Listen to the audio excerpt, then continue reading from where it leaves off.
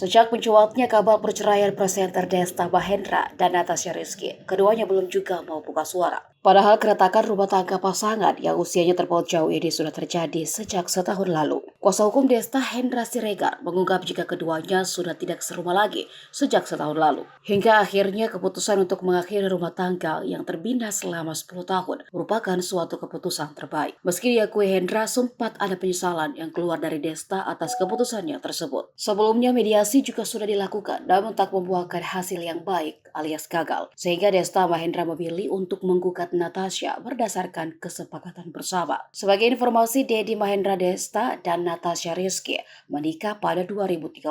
Dari pernikahannya, Desta dan Natasha dikaruniai 3 orang anak bernama Megumi Arauda Sachi, Miguel Arauda Janit, dan Miska Araufa Najma.